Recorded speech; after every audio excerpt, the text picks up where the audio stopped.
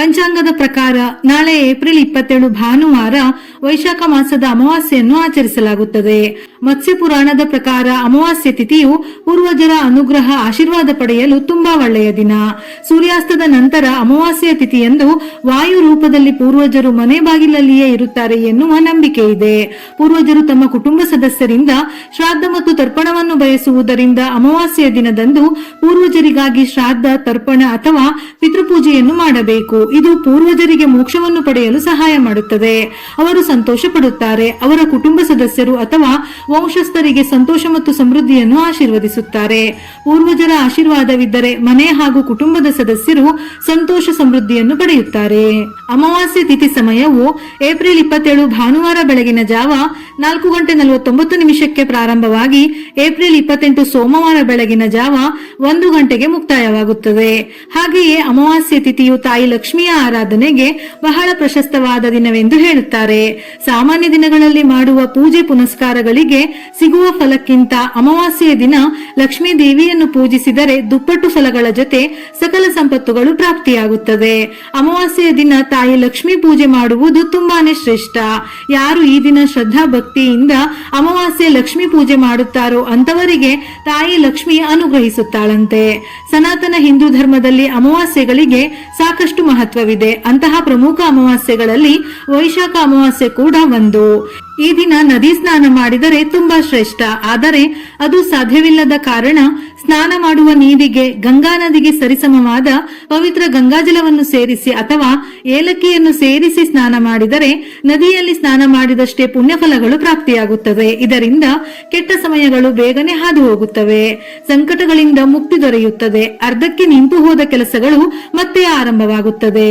ಸ್ನಾನದ ನಂತರ ಈ ದಿನ ಮನೆಯ ಯಜಮಾನ ಅಂದರೆ ಮನೆಯಲ್ಲಿರುವ ಹಿರಿಯ ಸದಸ್ಯರು ಕಪ್ಪು ಎಳ್ಳನ್ನು ನೀರಿನಲ್ಲಿ ಸೇರಿಸಿ ಪಿತೃಗಳ ಹೆಸರನ್ನು ಹೇಳಿ ಪಿತೃಗಳಿಗೆ ದಕ್ಷಿಣ ದಿಕ್ಕಿನಲ್ಲಿ ತಿರುಗಿ ತರ್ಪಣ ನೀಡಿದರೆ ಆ ಮನೆಯ ಪಿತೃಗಳು ಸಂತೃಪ್ತರಾಗಿ ಕುಟುಂಬಕ್ಕೆ ಆಶೀರ್ವದಿಸುತ್ತಾರೆ. ಇದರಿಂದ ಸರ್ವ ಪಿತೃಶಾಪ, ಪಿತೃದೋಷಗಳು ಸುಲಭವಾಗಿ ನಿವಾರಣೆಯಾಗುತ್ತದೆ.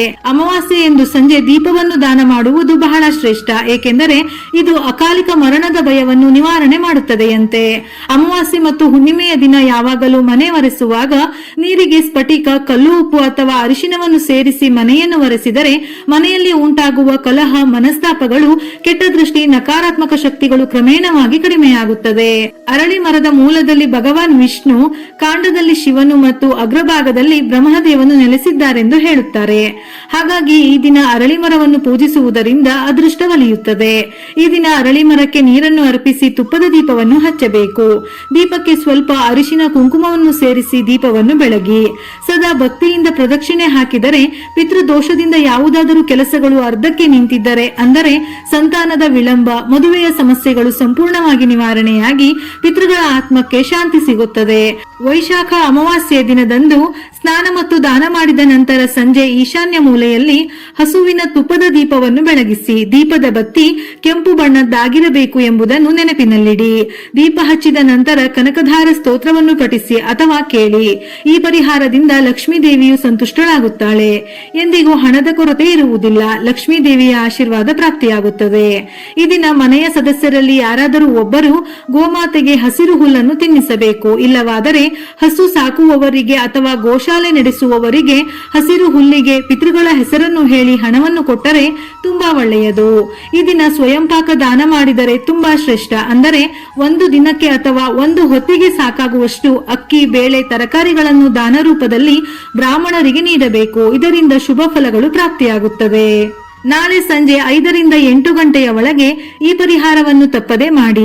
ನಿಂಬೆ ಹಣ್ಣನ್ನು 2 ಭಾಗಗಳಾಗಿ ಕತ್ತರಿಸಿ ಆನಂತರ ಒಂದು ಬಟ್ಟಲಿನಲ್ಲಿ ಅರಿಶಿನ, ಮತ್ತೊಂದು ಬಟ್ಟಲಿನಲ್ಲಿ ಕುಂಕುಮವನ್ನು ಹಾಕಿ ಸ್ವಲ್ಪ ನೀರು ಹಾಕಿ ಲೇಪನವನ್ನು ತಯಾರಿಸಿ ನಿಂಬೆ ಹಣ್ಣಿನ ಹೋಳನ್ನು ಅರಿಶಿನದಲ್ಲಿ ಅದ್ದಿ ಇನ್ನೊಂದು ನಿಂಬೆ ಹಣ್ಣಿನ ಹೋಳನ್ನು ಕುಂಕುಮದಲ್ಲಿ ಅದ್ದಬೇಕು. ಆನಂತರ ಅವೆರಡು ನಿಂಬೆ ಹಣ್ಣಿನ ಹೋಳನ್ನು ಮನೆಯ ಮುಖ್ಯ ದ್ವಾರದಲ್ಲಿ ಇಡಬೇಕು. ಅದಕ್ಕೂ ಮೊದಲು ಮನೆಯ ಮುಖ್ಯ ಬಾಗಿಲಿನ ಹೊಸ್ತಿಲಿನ ಎರಡೂ ಬದಿಯಲ್ಲಿ ಸ್ವಲ್ಪ ಕಲ್ಲು ಉಪ್ಪನ್ನು ಹಾಕಿ ಅದರ ಮೇಲೆ ಒಂದೊಂದು ನಿಂಬೆಹಣ್ಣಿನ ಹೋಳನ್ನು ಇಡಬೇಕು.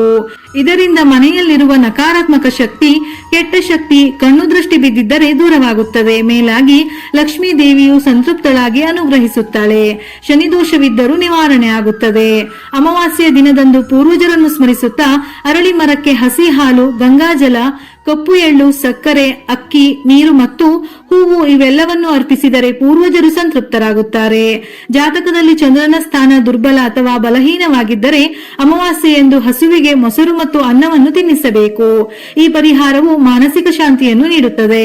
ಅಮಾವಾಸ್ಯೆಯ ದಿನದಂದು ದಾನ ನೀಡುವುದನ್ನು ಬಹಳ ಮುಖ್ಯವೆಂದು ಹೇಳುತ್ತಾರೆ. ಶುದ್ಧ ಮನಸ್ಸಿನಿಂದ ದಾನ ನೀಡಿದರೆ ಪೂರ್ವಜರಿಗೆ ಮೋಕ್ಷ ಸಿಗುತ್ತದೆ ಎನ್ನುವ ನಂಬಿಕೆ. ಹೀಗಾಗಿ ಅಮಾವಾಸ್ಯೆಯ ದಿನದಂದು ನಿಮ್ಮ ಶಕ್ತಿಯ ಅನುಸಾರ ಬಡವರಿಗೆ ಮತ್ತು ಅಸಹಾಯಕರಿಗೆ ದಾನ ಮಾಡಬಹುದು. ಪ್ರತಿ ಅಮಾವಾಸ್ಯೆಯ ದಿನವೂ ಮನೆಯಲ್ಲಿರುವ ಪ್ರತಿಯೊಬ್ಬ ವ್ಯಕ್ತಿಯು ಕಲ್ಲು ಉಪ್ಪಿನೊಂದಿಗೆ ದೃಷ್ಟಿಯನ್ನು ನಿವಾಳಿಸಿ ತೆಗೆಯಬೇಕು.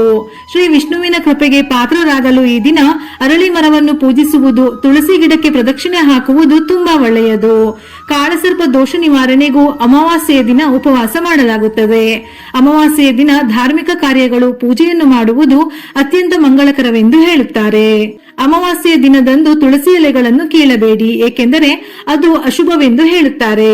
ಈ ದಿನದಂದು ಸತ್ಯನಾರಾಯಣ ದೇವರ ಪೂಜೆಯನ್ನು ಮಾಡುವುದು ಅತ್ಯಂತ ಮಂಗಳಕರ.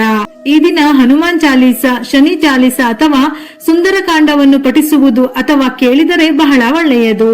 ಈ ದಿನ ಮನೆಗೆ ಮುತ್ತೈದೆಯರನ್ನು ಕರೆದು ಸುಮಂಗಲಿಯರು ಬಳಸುವ ವಸ್ತುಗಳನ್ನು ದಾನ ಮಾಡಿ ಆಶೀರ್ವಾದವನ್ನು ಪಡೆಯಬೇಕು. ಮೇಲೆ ಹೇಳಿರುವ ಪರಿಹಾರಗಳಲ್ಲಿ ನಿಮ್ಮ ಶಕ್ತಿಗೆ ಅನುಸಾರವಾಗಿ ಯಾವುದಾದರೂ ಒಂದನ್ನಾದರೂ ಮಾಡಿ. ಇದರಿಂದ ಪೂರ್ವಜರ ಆತ್ಮಕ್ಕೆ ಶಾಂತಿ ಸಿಗುವುದರ ಜೊತೆಗೆ ತಾಯಿ ಲಕ್ಷ್ಮಿಯ ಆಶೀರ್ವಾದದಿಂದ ಮನೆಯಲ್ಲಿ ಸುಖ, ಸಂತೋಷ, ನೆಮ್ಮದಿ ನೆಲೆಸುತ್ತದೆ. ವಿಡಿಯೋ ಇಷ್ಟ ಆಗಿದ್ದಲ್ಲಿ ಮರೆಯದೆ ಲೈಕ್ ಕೊಟ್ಟು ನಿಮ್ಮವರಿಗೆ ಶೇರ್ ಮಾಡಿ. ಇದೇ ರೀತಿಯ ಮನಮುಟ್ಟುವ ಉಪಯುಕ್ತ ಮಾಹಿತಿಗಳಿಗಾಗಿ ಮತ್ತೆ ಭೇಟಿಯಾಗೋಣ.